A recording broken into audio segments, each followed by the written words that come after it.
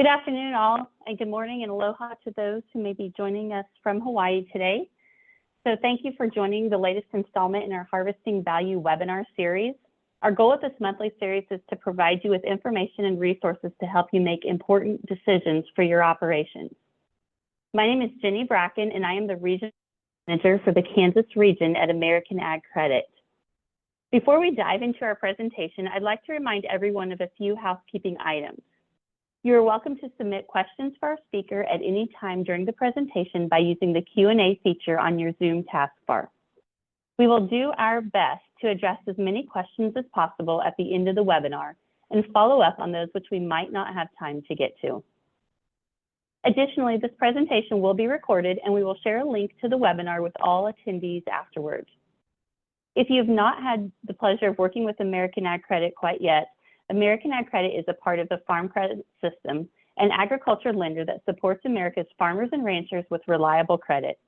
Our sole mission to improve the lives of our fellow Americans by sustainably supporting agriculture so Americans have access to a nutritious and sufficient food supply. Our teams at American Ag Credit focus exclusively on agriculture.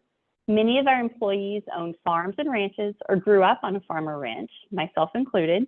From small to large operations, we understand the industry and how to structure loan solutions to help our customers achieve their goals, protect their legacies, and grow the industry's next generation. Our presenter today is Heather Cartwright. Heather is an integrated risk analyst specializing in financial crimes. Heather has previously held positions with retail banks and banking software companies, working with the detection, investigation, and prevention of fraud and financial crimes over her 20+ years in financial services.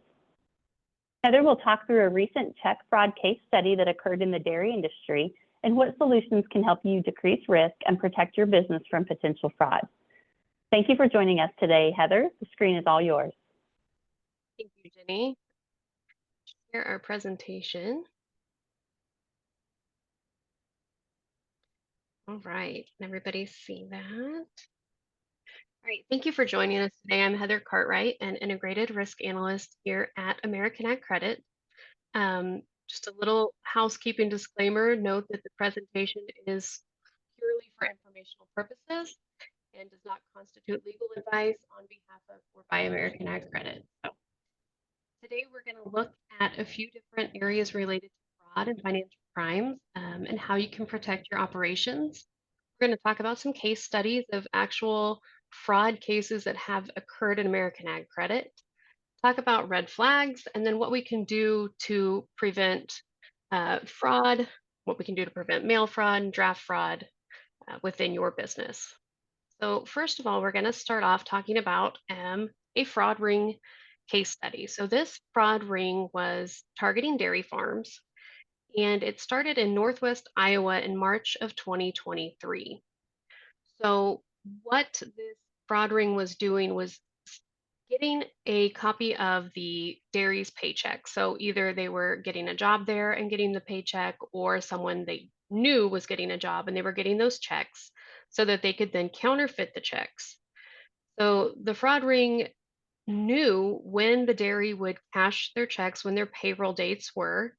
And so they lined up the dates so they would go to the banks on the typical day that the dairy's payroll checks would be issued, cash their checks, wearing masks, of course, to hide their identities. And they cashed tens of thousands of dollars worth of checks during this time in Northwest Iowa. So they would go in the bank, cash the check, get the money, and then as soon as they had it, they would move, they would leave town. So they would go to all different states. They make their way across the country. So they started in Iowa, they went into South Dakota, they came into Kansas, into Colorado. And by May, when they had finally made it out to eastern Colorado and western Kansas, enough media attention had come to this fraud ring that a lot of the banks were already aware that this was an issue. So bulletins were going out to banks, telling them to be aware, to watch out for this, if this has been happening. And luckily, we had one of our borrowers use a bank that was paying attention and started to see checks come in from people they didn't recognize that didn't typically come in and cash their payroll checks. And because they were aware and alert, they called our customer, the dairy, and asked them if they had issued the checks, if these were legitimate items. And the dairy, of course, said no. These are not people we know. They're not on our payroll. We did not issue these checks. And so the bank refused to cash them. As soon as the dairy found out that checks were out there, they contacted American Ag Credit, contacted the relationship manager, and we were able to get their account closed, reissue a new number, and they were not subject to any losses, and American Ag Credit didn't suffer any losses from that either. So just from those tellers and those bank employees being vigilant and paying attention and noticing red flags, they were able to stop that fraud ring from harming one of our customers in our association. So when we talk about what they did, they brought the checks in and they counterfeited the checks or they altered the checks. So it sometimes makes you think maybe checks are they more of a problem than they are a solution. So if we look at a typical check or a draft, as we call them here at the association, you'll see that it's got all of your personal information on there. You've got your name, your business name, your address, phone number. Some people still put their driver's license numbers on checks. Of course, your routing and account number is on the bottom, and as well as your signature. So there is a wealth of personal information on a paper check. And even though check fraud seems like it should be decreasing, that it should be old news, that it's an old tactic, the thing is it's relatively easy for someone to commit check fraud. It's one of the cheapest and easiest ways for someone to commit fraud. They can alter a check, so they could take a check that you issue, they could use a fingernail polish remover to change the payee name. So they would mark off the name that you put, write their name in there. A lot of times they will also change the amounts. So they can do the same thing in the amount box. Or if you wrote a check for $100, but you left a little space, they can add some zeros and make it for 1,000 or $10,000. So when we think about checks and we think about the personal informations on there, it becomes a problem because people can use the information from a check and do a quick internet search. So they have your name, business address, phone number, sometimes your driver's license number. They can put that into the internet and they can find out a ton of information about you. A good fraudster that's really great at sleuthing, he can find your social security number, he can find your email address, find out where you live, who's in your family, who do you live with. And then they can use that information against you to go and open another account at another institution or open a credit card or open a loan that you won't have knowledge of until it actually something happens or it hits your credit report. And of course, with the routing and account number, like we talked about, they can take that information and set it up online to either transfer money to and from themselves, or they could take it and pay their bills with it. So they could put that information into an online bill pay platform, pay their utility bills, credit card bills, anything of that nature.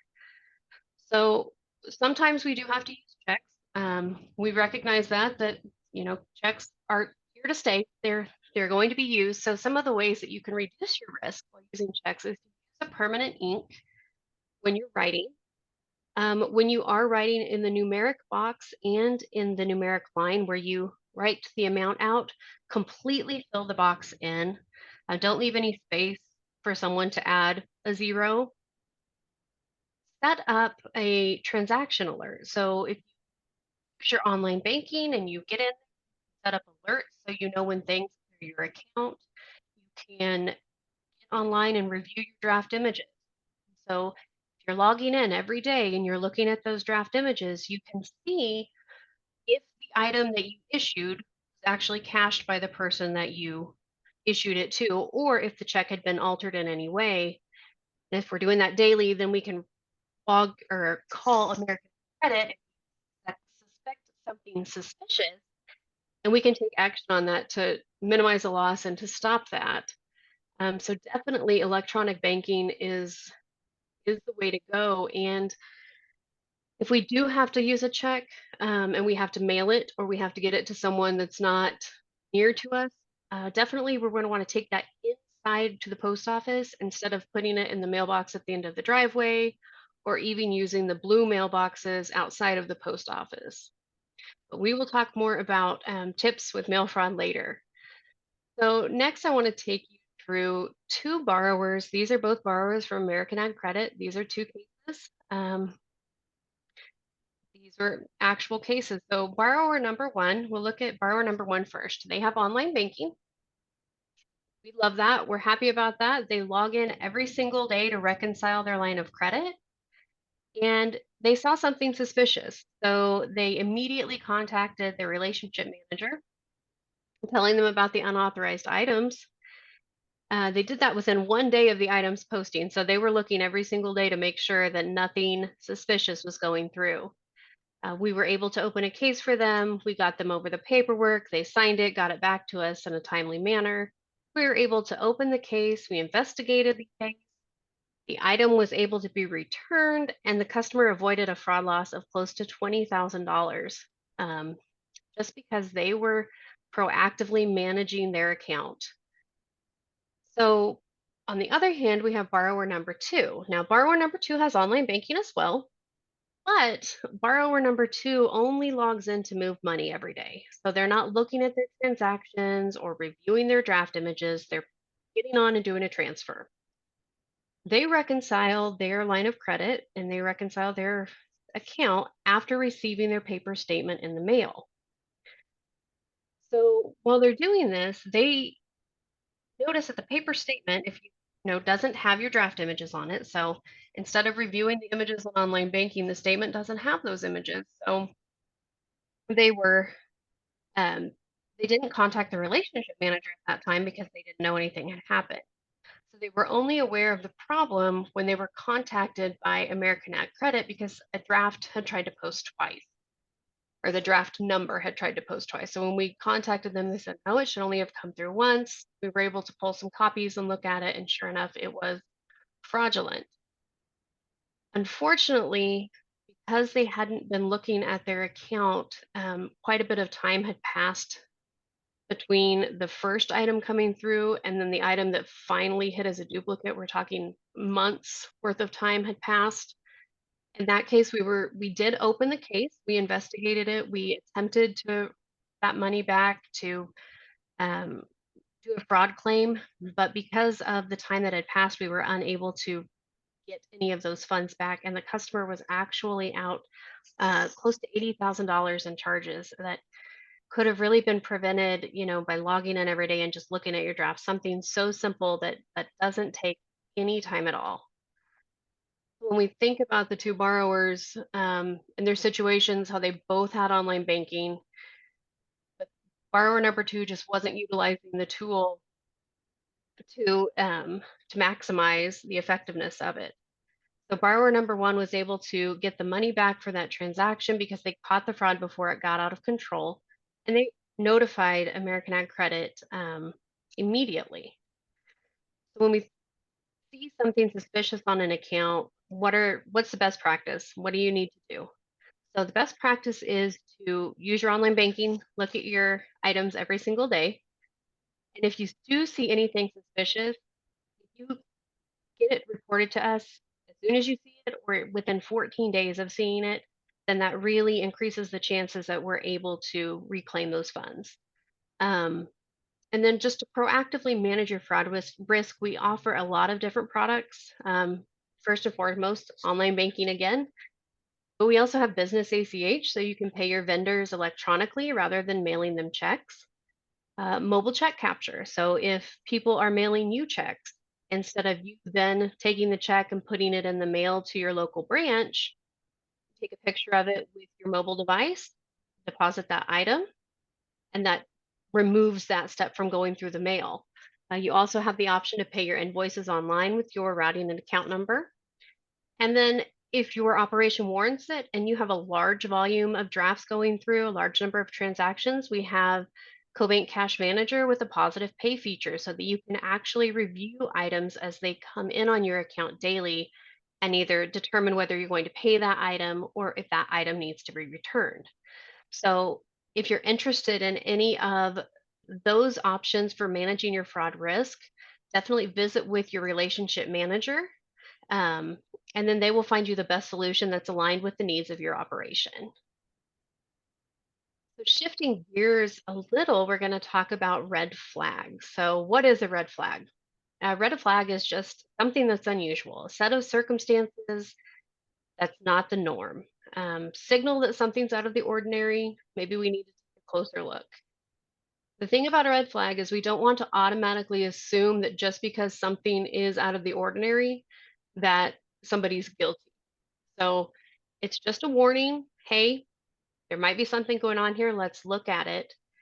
But we have seen in numerous studies and articles show that red flags were there and people noticed them, but they didn't say anything. So they either didn't say anything or they didn't act on it. Maybe they thought, oh, that's probably not a big deal, or they weren't sure. But it's better to investigate something and find out that it's nothing than to let something just continue to go and go on your account. So definitely, if you see something strange, bring it up, call our customer support. They're very helpful. They can investigate those things for you. Your relationship managers can do that as well.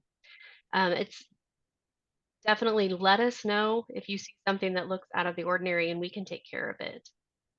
So, some common red flags that we see here at American Ag Credit, by and far, the number one we see is that checks being mailed were not received by the intended recipient. So, during the mailing journey, you've mailed a check to pay one of your vendors, but your vendor never received the check. A lot of times, the check will still clear your account, but it's been altered because it was taken out of the mail by a fraudster. Um, Since then, a lot of the government agencies, the United States Postal Service, is recommending that we don't even mail checks anymore, that we don't put them in mail because of the amount of mail theft that has been occurring since COVID. So, the mail boxes are getting broken into, the blue ones with the master keys. Mail carriers are actually being targeted, and fraudsters are stealing the keys from them to access those mailboxes in order to steal mail to commit check fraud. So, another thing that we see quite regularly is someone being contacted unexpectedly by phone, email, or text, and the contact is requesting money from them or they want information. And they're telling them, you've got to act right now. If you don't, you're going to be arrested, or something's going to happen to someone in your family, or we're trying to help you. They really try to play with your emotions and make you feel like you don't have any other option than but to do what they say so that something terrible doesn't happen to you. So they're going to try to convince you not to tell anybody. They're going to try to intimidate you by telling you that they know where you live or they know where you work. But if we remember back to that chart that we looked at, that information is obtainable online. So with social media, with the search engine, can find out most of this information publicly on the internet. So just because they know where you live or where you work or tell you that they do, um, don't let that intimidate. And hang up immediately, call your local law enforcement to report what's going on. Even if the person on the phone tries to convince you that they are law enforcement, um, hang up and call the actual number for the law enforcement agency in your local area. Another thing that we see are scams that are too good to be true. So they will contact you and ask you to buy a gift card and send them a gift card or send them cryptocurrency or wire money through Western Union. Um, Anything like that where they're asking you to go out and purchase a gift card or send a wire or buy cryptocurrency to send to them is just as good as handing them cash, because once those things are gone, that's gone. There's no way to get that back. Sometimes they'll mail you a check and tell you to deposit it and then to send them the excess. So you take the check to your institution, you deposit it. They want you to send them the extra money. So you send them the extra money. And then when the check makes its way through the system, it comes back and there's no money in the account to pay that check, and you're out the full amount of that check and the extra money that you had sent to the fraudster. A lot of times they will tell you you've won a prize. If it's a prize, it's free. We're not going to pay for prizes. So you should not have to ever pay for a prize if you've won something, and you typically are not going to win something that you didn't enter. So the basically just never give the caller your financial information, and never send a wire to someone that's called you and told you that requested that from you. They might even say that they're with a business that you do business with and the account information has changed. That could very well be true. They could that could be honest, but you need to verify that with the company by hanging up the phone and calling a trusted number to know that that is what's actually happening. And we talked about the number one fraud attempt we see at American Ag Credit, and that is a check not being received by the intended recipient. So there's some things you can do to prevent and report mail fraud. So the United States Postal Service and the United States Postal Inspection Service both have a wealth of information on their website. They have tips, tricks, articles, things that you should be aware of, things that you should look out for. Um, they also offer informed delivery from the United States Postal Service. If you don't have informed delivery, I would recommend logging onto the United States Postal Service website and signing up. What it does is it takes a picture, like a scanned copy of everything you're going to receive in that mail that day, and then sends you an email. So every morning I get an email and it tells me what pieces of mail and what packages I should expect. And then if I don't receive one of the items, I can actually report that I didn't receive it through that email. So that's a really handy thing to have. So if you're expecting something important to come in the mail, you would know that it's going to be there. If your mail is stolen from your mailbox, the Postal Inspection Service wants to know. They will look into that. They run investigations on fraud rings and fraudsters and people that are committing mail fraud. So that definitely let them know either by phone or by reporting it at the USPIS.gov website. If you have to mail a check, again, do it from inside the post office instead of from the end of your driveway. And then even consider a post office box for your billing statements or your other financial statements rather than having them delivered to your home address. That's just another way you can keep your personal information out of the hands of fraudsters. So typically, after these people come in and they steal mail, like we talked about, they're going to alter, wash the checks, change the payees, change the amounts. And then they're going to deposit them through like an automated teller machine, an ATM, or they're going to do a mobile check deposit where they don't have to go into the bank and see someone face to face to do it. So they're counting on the fraud going undetected, and then they can drain the accounts. So once they deposit the checks, they go in, they take the money out immediately, um, and then they can even further exploit victims by using the personal information gathered from the mail. Um, for future fraud schemes such as opening credit cards or uh, loans. So, what can we do about that? There's some tips we have here for how you can be proactive instead of reactive to a situation like that. Number one, again, online banking, review that activity every single day. Contact the institution immediately if you notice something suspicious. If you're using checks, make sure you're storing them in a safe, secure location. Know your serial numbers that you have that you're issuing. So know what the serial numbers are that have not been issued and where you're at currently so nothing can slip through. And try to use checks for transactions with trusted friends, trusted business associates, and consider electronic payments methods for other types of transactions. Another good tip for business owners, and many business owners do this, is to keep separate accounts for your different things. So you have your incoming payments, your disbursements, your payroll, etc. So if a check is stolen from the mail, they can't access all of your funds at once. Um, Definitely, if an account has been compromised, that account will need to be closed. If you have a PIN number or a password with that account, that needs to be changed. Even the username for online banking and the password for online banking, get those changed as well. Definitely set up direct deposit or use mobile check capture to deposit checks. And then shred canceled checks or checks that you have deposited via mobile banking.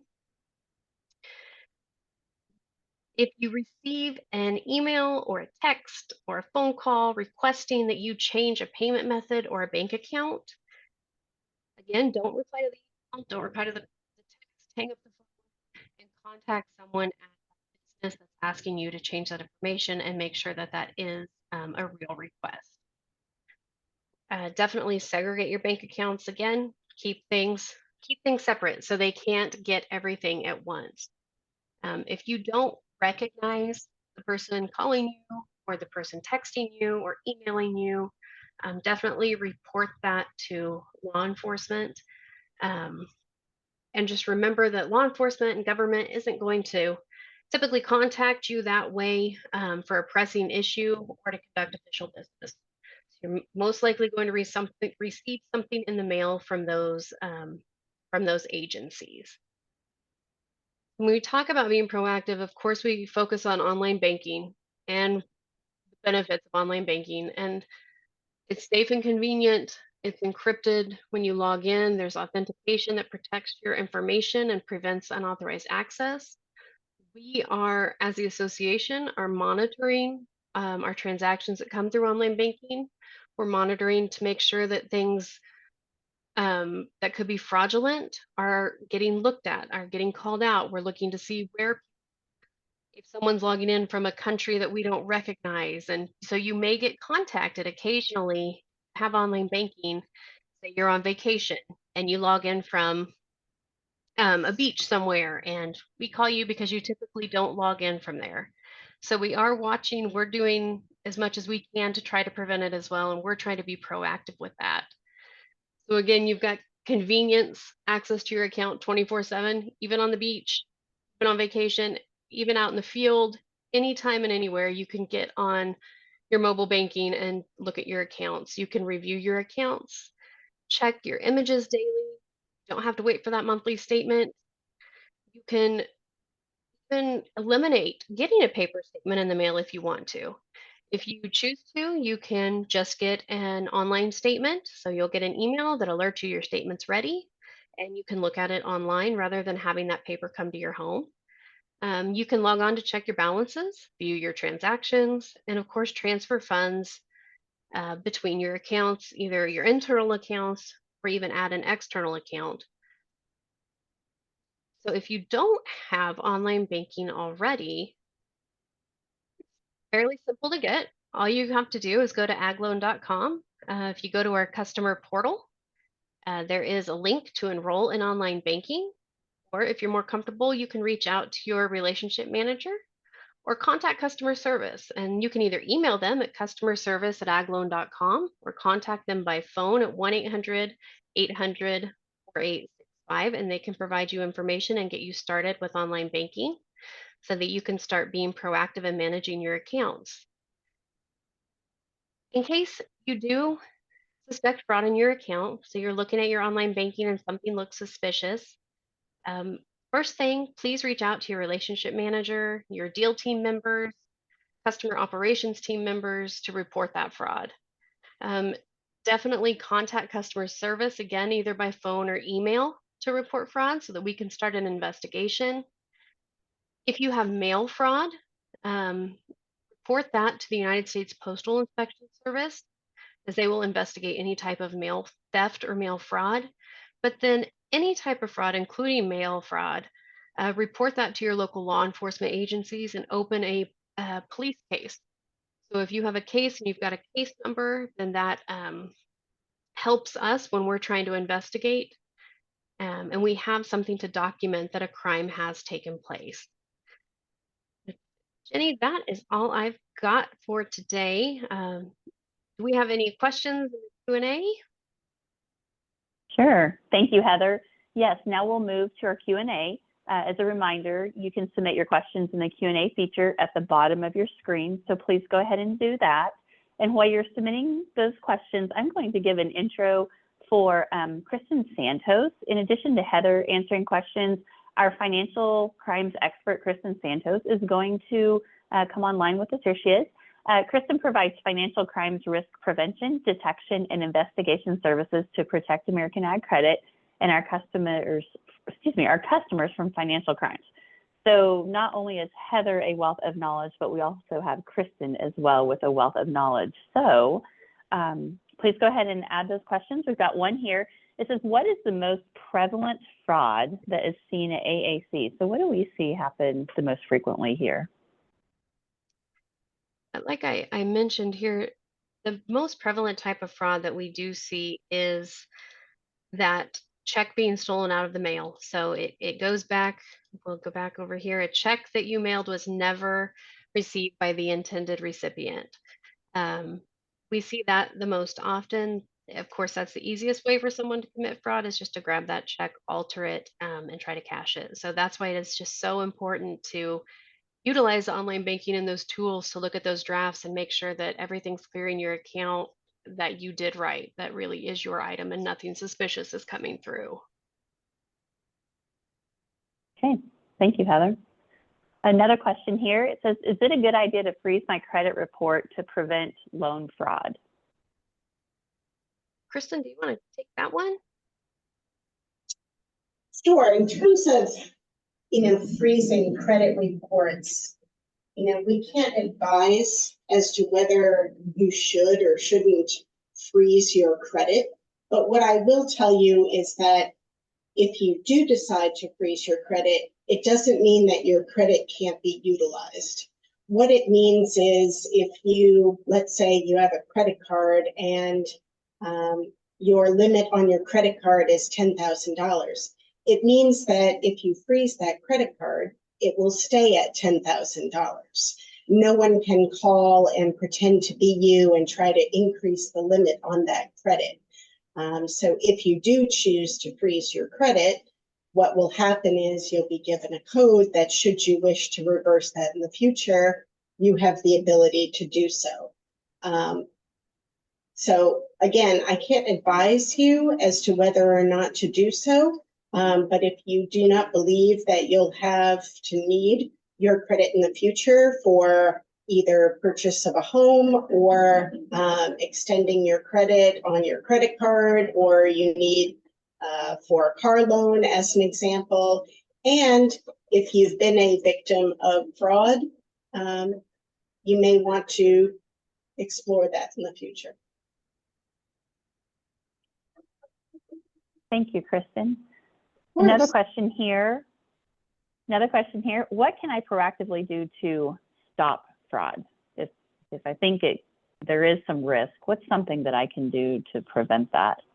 Yeah, of course we can't stop it all the way. We can't prevent it from happening. Fraud is going to happen, but there are some things that we can do to manage and mitigate that risk. And the number one thing we've really driven home today is online banking and daily looking at your account and reconciling daily, making sure that everything that is clearing your account really is your transaction. There's some information here up on the screen from one of the slides. Keeping your checks safe and secure.